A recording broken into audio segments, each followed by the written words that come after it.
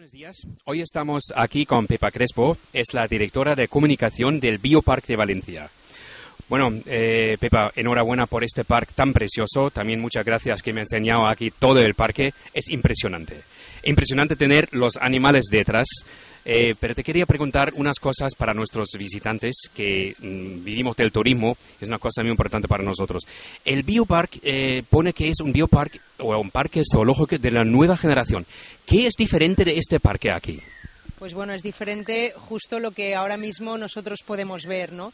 Nosotros lo que hacemos es el único parque que está completamente diseñado bajo el concepto de zooinmersión.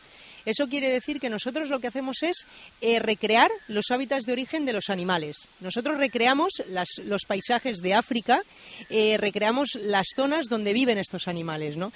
Eso, al final, nuestro objetivo no es otro que concienciar a todas las personas de la necesidad de conservar el medio ambiente. Y claro, para conseguirlo, creemos que tú tienes que sentir algo especial aquí, ¿no? Pues ¿cómo? Paseando entre la naturaleza, ¿no? Recreamos esos hábitats de origen y nos hace completamente diferente. Aquí es un zoológico donde tú no vas a encontrar ningún barrote, ninguna jaula, ninguna barrera, y eso sorprende muchísimo al visitante.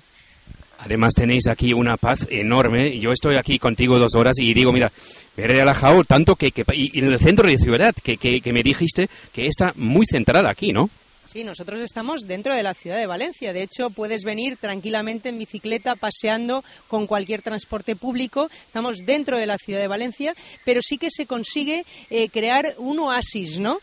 Único dentro de la ciudad. De repente llegas a la entrada, recorres la pasarela y dices, bueno, ¿dónde estoy? No estoy en África.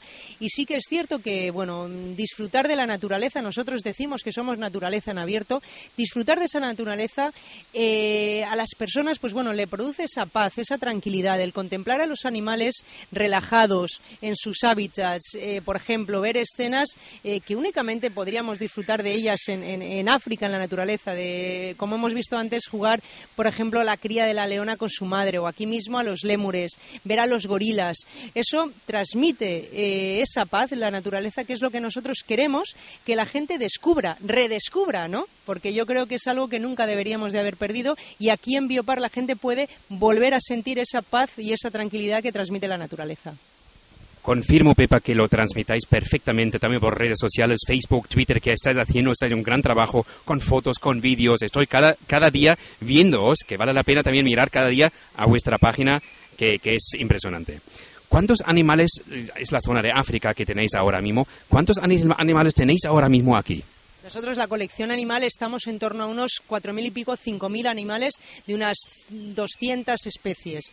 Sí que es cierto que la colección cambia, varía, porque nosotros formamos parte de muchos proyectos de reproducción de especies en cautividad, estamos dentro de las asociaciones de zoos europeos y vamos buscando entre todos esas mayores probabilidades de reproducción. Y existen variaciones, pero aquí, pues bueno, ahora mismo, además de los grandes animales africanos, pues como puedan ser leones, jirafas, elefantes, leopardos. Luego también tenemos muchas especies que consideramos que es fundamental que la gente conozca porque son necesarios para los ecosistemas, ¿no? Y la gente debe de conocer la importancia de cada uno de los animales que habitan en las diferentes zonas de África.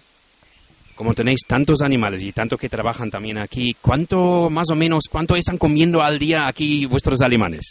Muchísimas toneladas, muchísimas. Yo os invito, si quieres, un día podemos visitar la zona de la cocina de Biopar, porque la gente no se imagina, por ejemplo, las toneladas que puede comer al día un elefante o los kilos de carne de un león, ¿no? La verdad es que, además, la calidad es fundamental en esa alimentación, porque sí que es cierto que para nosotros lo fundamental es la salud de los animales.